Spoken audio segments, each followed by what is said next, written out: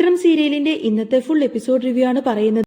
വേദ വളരെ തന്ത്രപരമായി വിനായകനോട് ചോദിക്കുന്നു, എന്താ വിനായകേട്ട, വിനായകേട്ടന് നന്ദിനിയെ കൊണ്ട് ആ മുറി വൃത്തിയാക്കാൻ കഴിയില്ലേ? അതോ അതിനുള്ള അധികാരം വിനായകേട്ടന് ഇല്ലേ?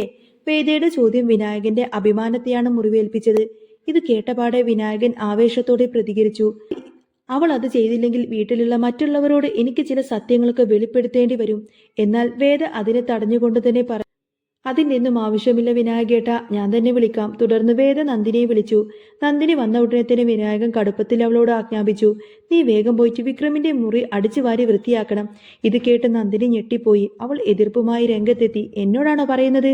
എനിക്കതിനൊന്നും സൗകര്യമില്ല. അവിടെ വേറെ ജോലിക്കാരുണ്ടല്ലോ, അവര് തന്നെ അത് ചെയ്തോളും. നന്ദിനി തർക്കുത്തരം പറഞ്ഞു. എന്നാൽ വിനായകൻ വിട്ടുകൊടുത്തുക തയ്യാറായില്ല. നിന്നോട് ഞാനാണ് പറയുന്നത്, നീ പോയിട്ടത് വൃത്തിയാക്കിയേ പറ്റൂ. അവൻ വീണ്ടും കൽപ്പിച്ചു. നന്ദിനി തന്റെ പിടിവാശി തുടർന്നു. നിങ്ങൾ പറയുന്നതനുസരിക്കാൻ എനിക്ക് സൗകര്യമില്ല എന്ന് പറഞ്ഞ് അവൾ തിരിഞ്ഞു നടക്കാൻ തുടങ്ങി. ഈ സമയത്ത് വിശ്വനും ശ്രീജയും വിക്രമും എല്ലാം ഇവരുടെ സംസാരം ശ്രദ്ധിച്ചു നിൽക്കുന്നുണ്ടായിരുന്നു. നന്ദിനിയുടെ ധിക്കാരം കണ്ട് വിനായകന് ദേഷ്യം നിയന്ത്രിക്കാനായില്ല. എന്നെ അനുസരിക്കാൻ നിനക്ക് മടിയാണല്ലേ എന്നും ചോദിച്ചുകൊണ്ട് വിനായകൻ നന്ദിനിയുടെ മുഖത്തേക്ക് ആഞ്ഞടിച്ചു. അപ്രതീക്ഷിതമായ ആ ഒരു അടിയിൽ നന്ദിനി പകച്ചുപോയി. കരഞ്ഞുകൊണ്ട് അപമാനത്തോടെ അവൾ മുറിയെല്ലാം തന്നെ വൃത്തിയാക്കാനായി പോയി. പോകുന്നിടയിൽ തന്നെ അവൾ വേദയെ നോക്കി കണ്ണുരുട്ടി കാണിക്കുന്നുണ്ട്. ഇതിനെല്ലാം കാരണക്കാരി വേദയാണെന്ന ഉത്തമ ബോധ്യം നന്ദിനിക്കുണ്ടായിരുന്നു. വിക്രമിന്റെ മുറിയിലേക്ക് ചെന്ന് അവൾ മുറി വൃത്തിയാക്കാൻ തുടങ്ങുമ്പോൾ വീട്ടിലെ മറ്റുള്ളവരെല്ലാം അവളെ കളിയാക്കി അവിടെ കൂടി നിന്നു. അവർ വടികൊണ്ട് അവളെ തോണ്ടാനും ദേഷ്യം പിടിപ്പിക്കാനും ശ്രമിക്കുന്നുണ്ട്. വിക്രമിന്റെ കാലിൽ തട്ടിയപ്പോൾ വേദനിച്ചതുപോലെ വിക്രം അഭിനയിക്കുന്നുണ്ടെങ്കിലും വേദ അവനെ നോക്കി കണ്ണടച്ച് കാണിച്ചു. ഇതൊരു വലിയ പ്രശ്നമുണ്ടാക്കേണ്ടെന്നും നന്ദിനെ കൊണ്ട് ജോലി ചെയ്യിപ്പിക്കുക എന്ന് മാത്രമാണ് ലക്ഷ്യമെന്നും വേദ വിക്രമിനെ ഓർമ്മിപ്പിച്ചു. ഒടുവിൽ മനസ്സില്ലാ മനസ്സോടെ ദേഷ്യത്തോടെയും സങ്കടത്തോടെയും കൂടി നന്ദിനി മുറിയെല്ലാം വൃത്തിയാക്കി തീർക്കുന്നു. ജോലി കഴിഞ്ഞ് അവൾ നേരെ വിനായകന്റെ അടുത്തേക്ക് ചെന്നു. ദേ, നിങ്ങൾ പറഞ്ഞ പണി മുഴുവൻ ഞാൻ തീർത്തിട്ടുണ്ടെന്ന് അവൾ കലിപ്പോടെ പറഞ്ഞു. വിനായകൻ അവളെ ആശ്വസിപ്പിക്കാൻ ശ്രമിച്ചു. നന്ദിനി പ്ലീസ്, നീ വാതിലടക്കല്ലേ എന്ന് പറഞ്ഞ് അവൾ പിന്നാലെ ചെല്ലുന്നുണ്ടെങ്കിലും നന്ദിനി അവനെ തള്ളി മാറ്റുന്നു. എന്നെ തൊട്ടുപോകരുത്, തൊട്ടാ നിങ്ങൾ വിവരമറിയുമെന്നൊക്കെ പറഞ്ഞ് അവൾ ഭീഷണിപ്പെടുത്തി. വിനായകൻ താഴ്മയോടെ ക്ഷമ ചോദിക്കുന്നു. എല്ലാവരുടെയും മുന്നിൽ വെച്ച് എന്നെ ശകാരിച്ചപ്പോൾ പറ്റിപ്പോയതാണ് നന്ദിനി, നീ ഒന്ന് ക്ഷമിക്ക്. എന്നാൽ നന്ദിനി വിടാനൊന്നും ഭാവമില്ലായിരുന്നു. അവൾ ചോദിച്ചു, വേദ നിങ്ങളോട് എന്താണ് പറഞ്ഞത്? അവൾ എന്തോ പറയുന്നുണ്ടെന്ന് കൊണ്ടല്ലേ നിങ്ങൾ എന്നെ കൊണ്ട് ഇതൊക്കെ ചെയ്യിപ്പിച്ചത്? വിനായകൻ ആദ്യം ഒഴിഞ്ഞു മാറാൻ ശ്രമിച്ചെങ്കിൽ പോലും നന്ദിനിയുടെ നിർബന്ധത്തിന് വഴങ്ങി സത്യം പറഞ്ഞു. അവൾ എന്നെ മൊണ്ണൻ എന്ന് വിളിച്ചു. ഇത് കേട്ടതും നന്ദിനി ആകെ ക്ഷുഭിതയായി. എന്റെ ഭർത്താവിനെ മൊണ്ണൻ എന്ന് വിളിക്കാൻ അവൾക്ക് എന്ത് യോഗ്യതയാണുള്ളത്? ഇതിനുള്ള മറുപടി ഞാൻ ചോദിച്ചിരിക്കുമെന്ന് പറഞ്ഞ് അവൾ വേദിയോട് വഴക്കിടാൻ ഒരുങ്ങുന്നു. എന്നാൽ വിനായകൻ അവളെ തടഞ്ഞു നിർത്തി. ഇപ്പൊ നീ പോയി ചോദിക്കേണ്ട, അത് വീണ്ടും എന്നെ നാണം കെടുത്തിയല്ലേ ഉള്ളൂ. നമുക്ക് മറ്റൊരവസരം വരും, അന്ന് നമുക്ക് വേദിയോട് കണക്ക് തീർക്കാമെന്നും പറഞ്ഞ് വിനായകൻ അവളെ സമാധാനിപ്പിച്ചു.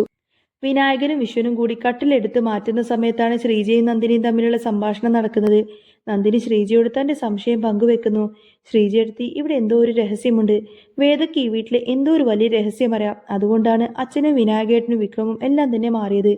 വീട് വൃത്തിയാക്കേണ്ട എന്ന് ആദ്യം പറഞ്ഞത് അച്ഛൻ, പിന്നീട് അത് സമ്മതിക്കുന്നു. വിനായകന്റെ സ്വഭാവത്തിലും മാറ്റം വന്നു. ഇതിനെല്ലാം പിന്നിൽ വേദക്കറിയാവുന്ന എന്തോ ഒരു രഹസ്യമുണ്ട്. ഇത് കേട്ട് ശ്രീജയും ആലോചിക്കുകയായിരുന്നു. നീ പറഞ്ഞത് ശരിയാണെങ്കിൽ വിശ്വേട്ടന് എല്ലാ കാര്യങ്ങളും എന്നോട് പറയുമായിരുന്നില്ലേ എന്ന് ശ്രീജ ചോദിച്ചു. എന്നാൽ നന്ദിനി വിടുന്നില്ല. എന്തായാലും എന്തോ സംഭവിക്കുന്നുണ്ട്. ഇല്ലെങ്കിൽ ഞാൻ ചെന്ന് പറഞ്ഞപ്പോൾ ദേഷ്യപ്പെട്ട അച്ഛൻ വേദ ചെന്ന് പറഞ്ഞപ്പോൾ ശാന്തനായത് എന്തിനാണ്? നന്ദിനിയുടെ ആ കുത്തിത്തിരിപ്പ് കേട്ടും അടുത്ത് ശ്രീജ അവിടെ നിന്നും പോയി. പിന്നീട് കാണിക്കുന്നത് വിക്രമും വേദയും അമ്പലത്തിലെത്തി. തൊഴുതു മടങ്ങുമ്പോൾ വേദ വിക്രമിനോട് പറയുന്നുണ്ട്, നമുക്ക് കുറച്ച് സമയം ഇവിടെ ഇരുന്നാലോ? ശിവക്ഷേത്രത്തിൽ ദർശനം കഴിഞ്ഞ അല്പനേരം ഇരിക്കണമെന്നാണ് വിക്രം തന്റെ സ്ഥിര പരിഹാസ ശൈലിയിൽ ചോദിക്കുന്നു. എന്തിനാ? എന്റെ ദേഹത്ത് വല്ല പ്രേതവുമുണ്ടെങ്കിൽ അത് ഇറങ്ങിപ്പോവാനാണോ? വേദ ചിരിച്ചുകൊണ്ട് മറുപടി നൽകി, അല്ല, ആത്മീയമായ സമാധാനത്തിനും ആത്മശാന്തിക്കും വേണ്ടിയാണ് അങ്ങനെ ഇരിക്കുന്നത്. തുടർന്ന് അവർ അവിടെ ഇരുന്ന് സംസാരിക്കുന്നു. സംസാരം പതിയെ വിക്രമിന്റെ കൂട്ടുകെട്ടിലേക്കും ശ്രീനിവാസൻ സാറിലേക്കും എത്തുന്നു. വേദ സ്നേഹത്തോടെ വിക്രമിനോട് പറയുന്നു, ഈ മണ്ഡലകാലം നമുക്ക് നല്ലൊരു സമയമാണ്. വീട്ടിലെല്ലാവരും സന്തോഷത്തിലാണ്. നമ്മുടെ വീട് പഴയ പ്രതാപത്തിലേക്ക് തിരികെ വരണം എന്ന് വിക്രമിന് ആഗ്രഹമില്ലേ? വിക്രം അത് ശരിവെക്കുന്നു. വേദ തുടർന്നു, അതുകൊണ്ട് ഈ മണ്ഡലകാലം കഴിയുന്നതിന് മുൻപേ തന്നെ നിങ്ങൾ തെറ്റായിട്ടുള്ള എല്ലാ കൂട്ടുകെട്ടുകളിൽ നിന്നും ഒഴിവാവണം. ശ്രീനിവാസൻ സാറിന്റെ കാര്യമാണ് വേദ ഉദ്ദേശിക്കുന്നതെന്ന് വിക്രമിന് മനസ്സിലാകുന്നു. ആൾക്കൂട്ടത്തിനിടയിൽ ചവിട്ടി അരക്കപ്പെടുമെന്ന അവസ്ഥയിൽ എന്നെ ഒരു കൈ വന്ന് രക്ഷിച്ചു. എന്നെ എടുത്തുയർത്തി സുരക്ഷിതമായ ഒരിടത്തേക്ക് കൊണ്ടെത്തിച്ചു. അത് ശ്രീനിവാസൻ സാറായ. വിക്രം വികാരധീനനായി തുടർന്നു. അന്ന് അദ്ദേഹം എനിക്ക് വാക്ക് തന്നു. വൈകുന്നേരത്തിനുള്ളിൽ അച്ഛനെ എൻ്റെ മുന്നിൽ എത്തിക്കാമെന്ന്. അദ്ദേഹം ആ വാക്ക് പാലിച്ചു. അന്ന് ഒറ്റപ്പെടുത്തിപ്പോയ എന്നെ ജീവിതത്തിലേക്ക് കൈ പിടിച്ച് കയറ്റിയ ദൈവമാണ് എനിക്ക് എൻ്റെ ശ്രീനിവാസൻ സാറ്. നീ ഇനി എന്ത് തല കുത്തിമറിഞ്ഞാലും അദ്ദേഹത്തെ തള്ളിപ്പറയാൻ എനിക്ക് കഴിയില്ല വേദ. ഇത് കേട്ട വേദ കർണന്റെയും ദുര്യോധനന്റെയും ഉദാഹരണം ചൂണ്ടിക്കാണിച്ചുകൊണ്ട് വിക്രമിനെ തിരുത്താൻ ശ്രമിക്കുന്നു. കർണൻ നല്ലവനായിരുന്നു, പക്ഷേ മരണം വരെ അധർമ്മിയായ ദുര്യോധനന്റെ കൂടെ നിൽക്കേണ്ടി വന്നു. ശ്രീനിവാസൻ നിങ്ങളെ രക്ഷിച്ചിട്ടുണ്ടാവാം, പക്ഷേ അദ്ദേഹം നിങ്ങളെ നന്മയിലേക്കല്ല തെറ്റുകളിലേക്കാണ് നയിച്ചത്. നിങ്ങളെ അദ്ദേഹത്തിന്റെ പിടിയിൽ നിന്ന് മോചിപ്പിക്കുക എന്നത് എന്റെ വാശിയാണ്. ഞാൻ അത് ചെയ്തിരിക്കും എന്ന് വേദ ഉറച്ച സ്വരത്തിൽ പറഞ്ഞു. വേദയുടെ വാക്ക് കേട്ട് വിക്രമിന് പിന്നെ എന്ത് മറുപടി പറയണമെന്നറിയില്ല. അമ്പലത്തിൽ നിന്നും മടങ്ങിയ വിക്രമും വേദയും ഒരു കാറിനടുത്ത് കുറച്ച് ആളുകളെ കാണുന്നു. പെട്ടെന്ന് അഭിലാഷും സംഘവുമാണ് തന്നെ ആക്രമിക്കാൻ വരുന്നത് എന്ന കാര്യം വിക്രമിന് മനസ്സിലായി. അവരുടെ കൈകളിൽ ആയുധങ്ങളുണ്ട്. വിക്രമിനെ ആക്രമിക്കാനാണ് അവർ വന്നിരിക്കുന്നത്. എന്നാൽ താൻ കെണിയിൽ പെട്ടിരിക്കുകയാണെന്ന് വിക്രം തിരിച്ചറിയുന്നില്ല. അഭിലാഷും കൂട്ടരും വിക്രമിനെ വേദനയും ആക്രമിക്കാൻ വരുന്നതും കാണിച്ചുകൊണ്ടാണ് ഇന്നത്തെ ഈ ഒരു എപ്പിസോഡ് പൂർണ്ണമാവുന്നത്. നാളത്തെ എപ്പിസോഡിന്റെ പ്രൊമോയിൽ കാണിക്കുന്നത് ഹൃദയഭേദകമായ രംഗങ്ങളാണ്. ഗുണ്ടകൾ വിക്രമിനെ ക്രൂരമായി മർദ്ദിക്കുന്നു. മാലയിട്ടത് കൊണ്ട് വിക്രം അവരെയൊന്നും തിരിച്ചടിക്കുന്നില്ല. ഭർത്താവിനെ രക്ഷിക്കാൻ വേണ്ടി വേദ ഓടിയെത്തുന്നു. അവൾ ഗുണ്ടകൾക്ക് മുന്നിലേക്ക് എടുത്തു നീ ചത്താലും നിന്റെ ഭർത്താവിനെ കൊല്ലാൻ ഞാൻ സമ്മതിക്കില്ല.